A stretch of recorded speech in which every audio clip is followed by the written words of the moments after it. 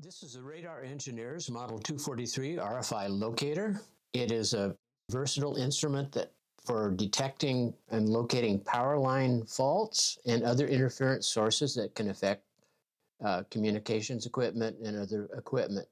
It is capable of capturing a unique signature of an interfering source, making it much easier to locate the offending source.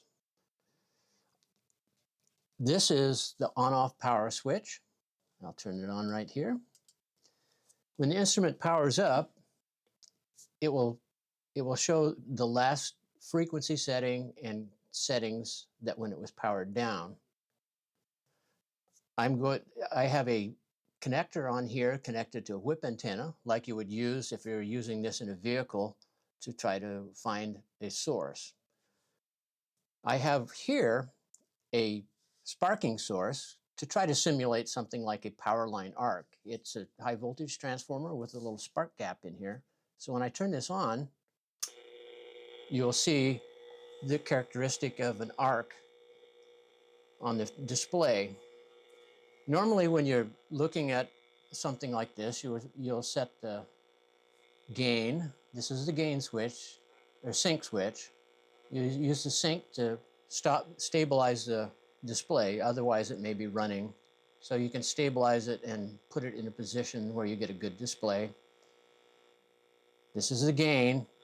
Normally we'll adjust the gain for near full screen. The frequency will be shown here on in this box. This here was showing the signal level. It's minus 39, which is a pretty strong signal. The frequency can be adjusted with this knob here. You have a fine tune, and by pressing it down, it'll tune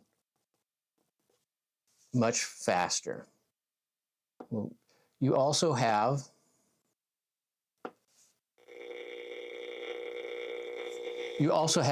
six frequency presets over here, which are set to frequencies that are usually good frequencies for when you're out trying to locate a signal.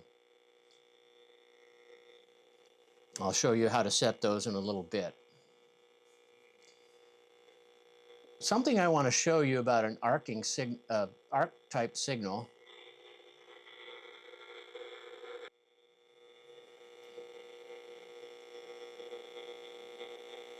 The amplitude will vary with frequency, and I can show you that by going to the spectrum mode here, and you will see the amplitude decrease across the spectrum here.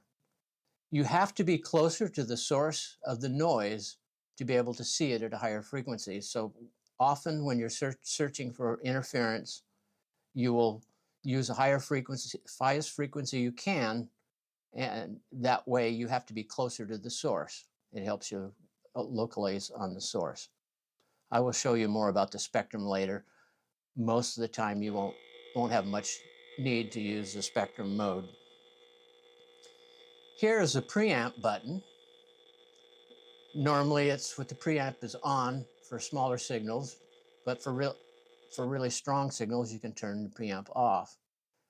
If you'll notice, the level here is minus 60 with the preamp on. If I turn it off and turn the gain up, this number is still approximately the same, so it's not affected by the preamp.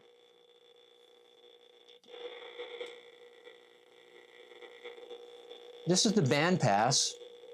Normally for an arcing source or sparking source, you'll want this in wideband. An arc is a very fast rise pulse, and which contains a lot of high frequency components.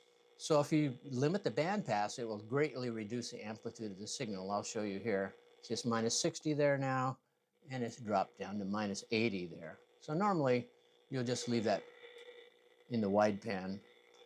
The ignition filter, I'll talk about that later. We'll actually demonstrate that a little bit later. This here is the pause button. When you're looking at a signal, it's jumping around, And if you want to save the signature of, of the signal, you can press the pause button until you get a good picture. We'll adjust it here. Let's try it. Hit the pause. We'll adjust the sync to where we have right there. What you actually see here is a full cycle, positive peak, positive peak. And you'll notice, or vice versa, I'm not sure which is positive, which is negative, but you'll notice this peak and this peak look fairly similar, and this is a little bit different.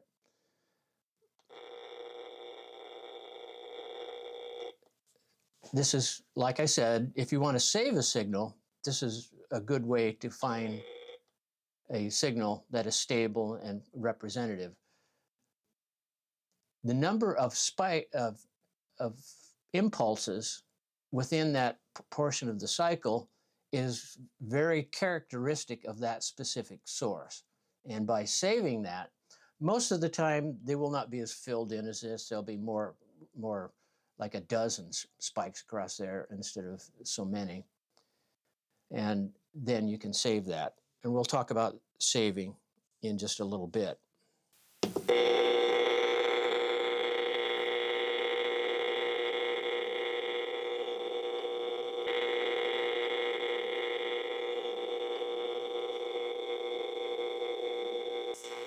I will now show you the ignition filter.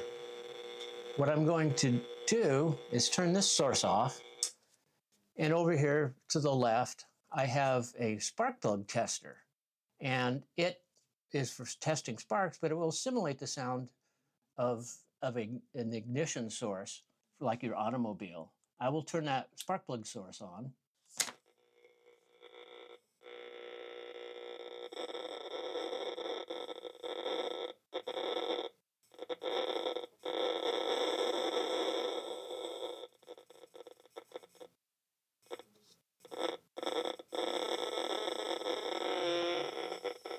This is a kind of noise you'll get from the ignition of an automobile. And like if you're out searching with the whip antenna. But by pressing the ignition filter button, it will silence most of the ignition noise. Some stuff will still leak through, depending on when your engine speed varies. You'll still get some sounds coming through, but overall it reduces much of the ignition noise.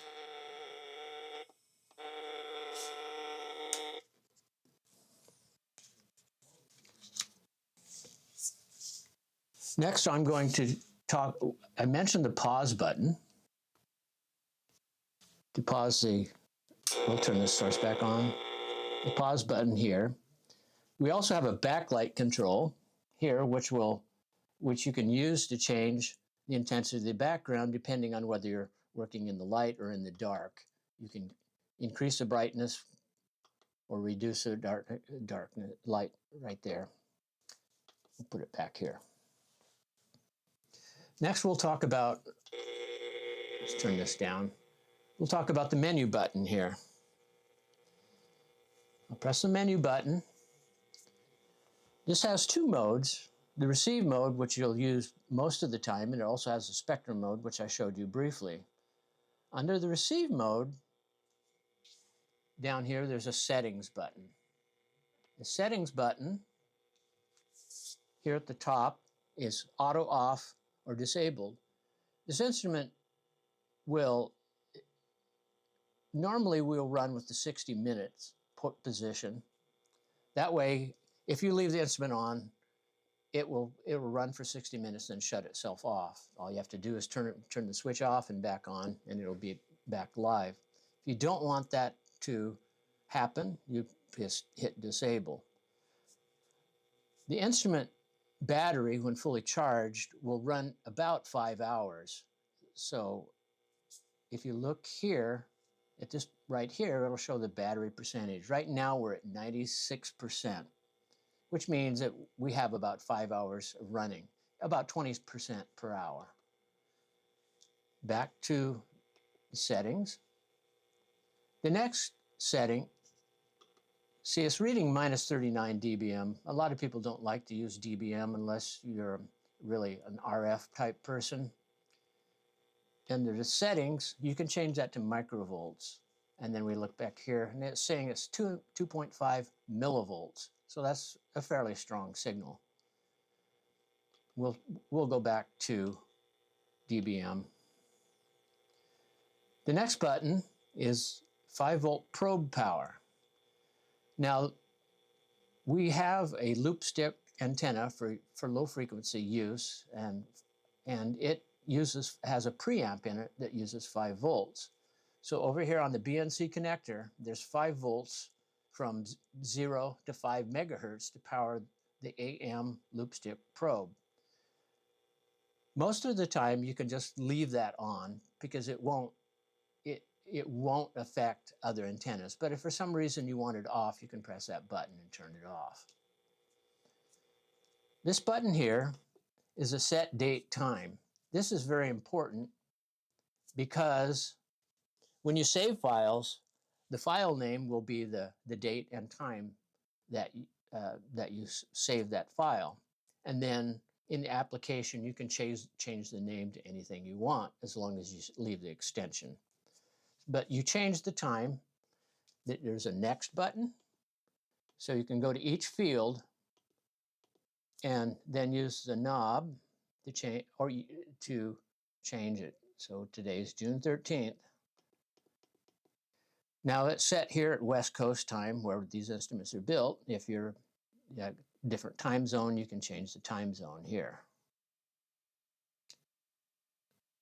And when you're done, you hit the accept button.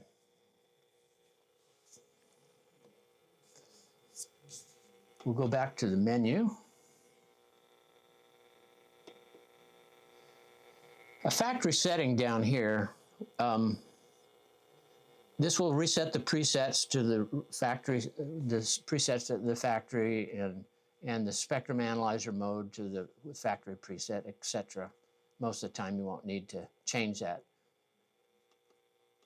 We'll go back again to the settings.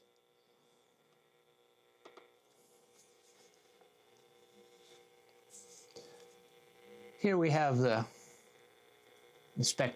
Oh, here's the frequency presets. Here, the frequency presets will show you these are the factory presets right here. 3.5, 45, 155, 255, 355, and 455. These are actually pretty good frequencies for actually searching because there's no transmissions from TV or radio at most of those frequencies. So they're kind of a clear spot that you can search for. If you want to change those frequencies, let's say for some reason you want to be up at another frequency, say 305 for some reason because you saw something there. You can just hit a button and it will save that. Say I want to change this one here. It'll beep and show 305. And you don't have to actually see this menu to change. You can actually just hold a button down and it will set that. See now this one is set to 305. We'll set those back to the factory presets. Settings, factory settings. And it's now if I go look at the factory presets, they're all back the same. It was still at the frequency we were last at, so now we'll go there.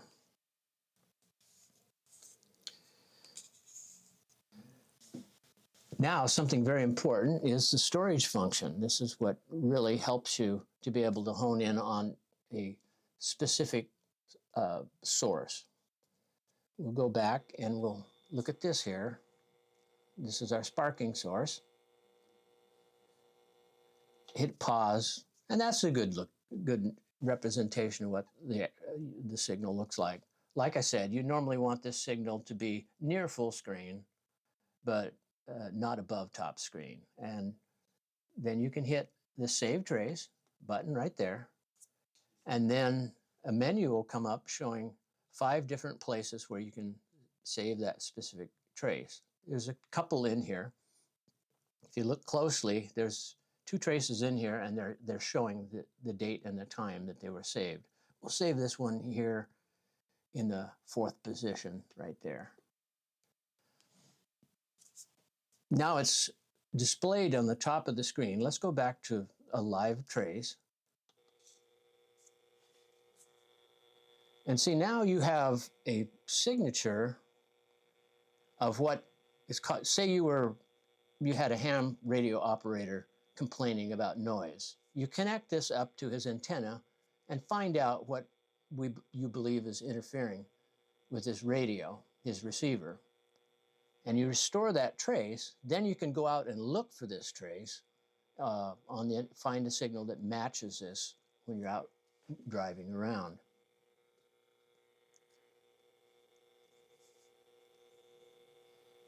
You can also save a video. We'll turn this off. The view hide, we'll toggle this on and off. It will show the last item that you saved,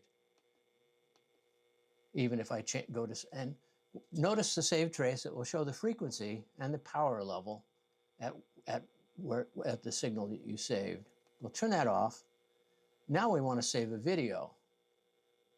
What it'll do, it will save a 10-second segment, and the display will actually stop while it's processing and saving that signal.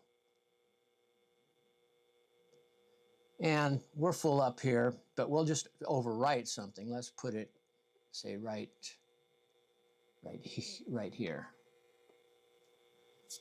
Now, we'll take the signal off. There's no signal there. And we'll do recall video and this one right here that we just saved. And there it is. You say a recording. And as long as it's playing, you can hit the pause button.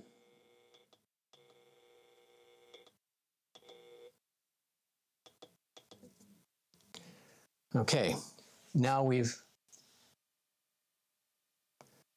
can also save a spectrum display. I've showed you saving a trace. I showed you saving a video, showed you recalling them, but we can also save over in the spectrum mode. We'll change this back to, I'll show you let's go to the FM band right here just to show you the FM spectrum. I'm going to turn this off. Now the settings in the spectrum mode here, you can set the span. You set the frequency you want. 100 megahertz is near the center of the FM band. The span, well, you got a 20 megahertz span in the FM band, so we'll switch this to like 20 megahertz. And we'll set that up there. And these are FM stations right here. Each one of those humps is an FM radio station. You can actually go back to the receive. Go back to the receive mode, and just an extra credit. Most of you don't really need to use the spectrum.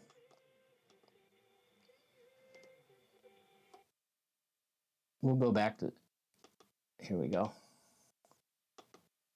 Also, in the settings, you have the number of frequency points. I wouldn't mess with that. It just can get confusing. It'll be the number of points that are saved, and no need to really change that. Now, when you're looking at, we'll go back to this source here. We'll go to one.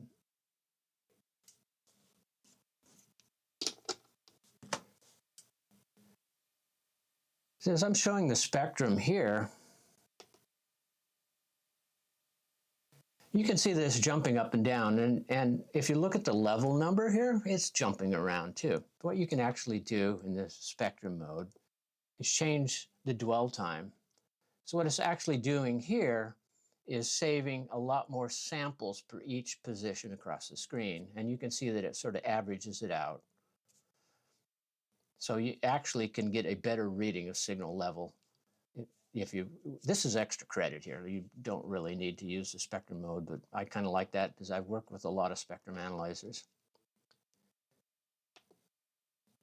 So we'll go back to the 1 millisecond. I just prefer that. Receive mode. Okay. Now, I've covered all the controls here. Now what I'd like to do is show you a couple of different sources. I've shown you the arcing source here. We'll turn that off. We also have, and I showed you the ignition filter. Now, I also want to show you the AM probe. This here is the AM probe. It's a ferrite core with a preamplifier in here, and it's good for frequencies up to about 3.5 megahertz. It's also got an amplifier in it, which is controlled by this switch here. We'll turn that amplifier on. No, since it's up to, we'll go down to this position here, 3.5 megahertz. Now over here, I have a light dimmer connected to a light bulb. And when I turn this on, and I move the air, you can see the amp.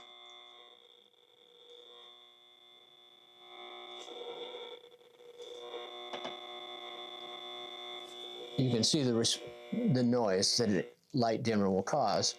Most low-frequency sources like light dimmers will only be present in the building or another building that's connected to the same transformer. They don't generally radiate outside of the building.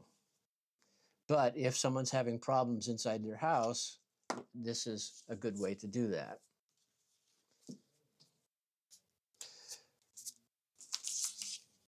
Now let's talk about the battery. The Model 243 is powered by 2 banks of AA NIM rechargeable batteries. This setup provides approximately 5 hours of continuous operation. We recommend replacing the batteries and performing a full calibration at least once every 4 years. Don't attempt to replace these batteries yourself. To initiate a replacement, you can request an RMA by contacting us through our website. Next, I want to show you these memories that we saved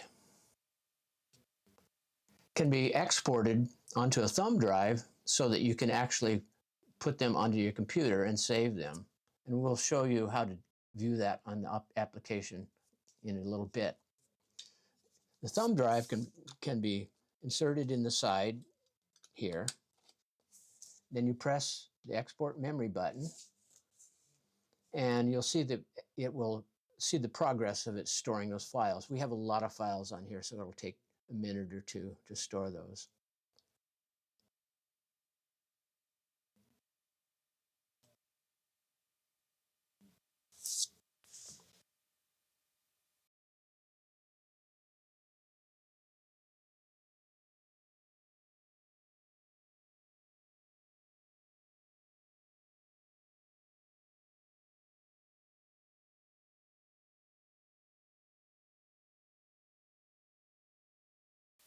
There, it's done. And like I said, now you can pull your thumb drive out. And when we use application, you can change the name of these in the file, or on the thumb drive, or wherever you store them. Now you have a record of something that you've gone after, in case you want to use and store other files on the instrument. Next, I want to show you the in panel of this instrument. This here is the in panel. This is for external power here. This is how you charge it with either a AC adapter or the DC adapter that you plugs into your car.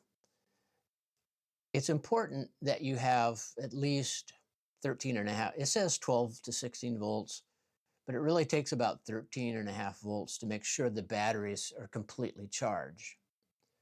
Here's a video connector. It's actually a stereo jack.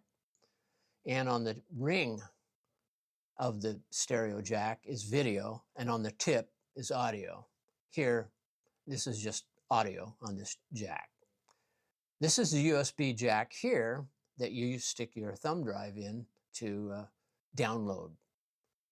The SD card will not be used by you. This is for software updates. There hasn't been one for a while, but the only function of this here is a software update. This USB port here, you can actually download the trace files, the spectrum, not the videos, just the spectrum or the other trace files directly to your computer through this. It's important that there's some RF specs here, not to apply voltage or other things to the RF input.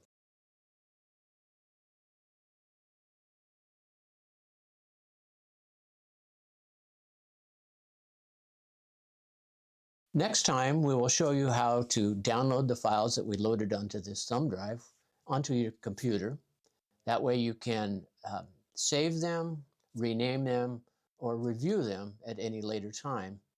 And then you can clear out the memories in your instrument if you don't need them anymore. One last thing, I'd like to talk about a couple of sources.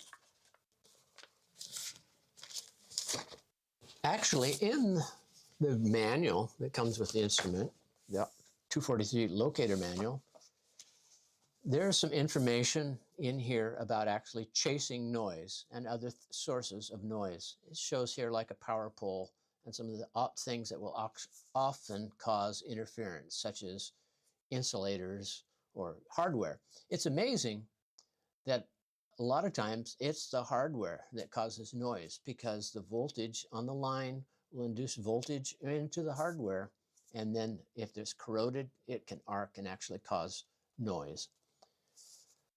This is a good reference about looking for noise from power lines. This is the ARRL RFI book version 3, and it's about 2015. I think it's the latest edition, but it has some good information about locating sources and solving interference problems in here. In fact, if you look in here, in chapter 11, it has a lot of information about chasing power line noise, and it shows some of our products. Some of them are earlier products that we have updated. In fact, on the front here, they also show a power pole. These are actually a common problem for RF noise, is these bell insulators. So, till next time, we'll see you then.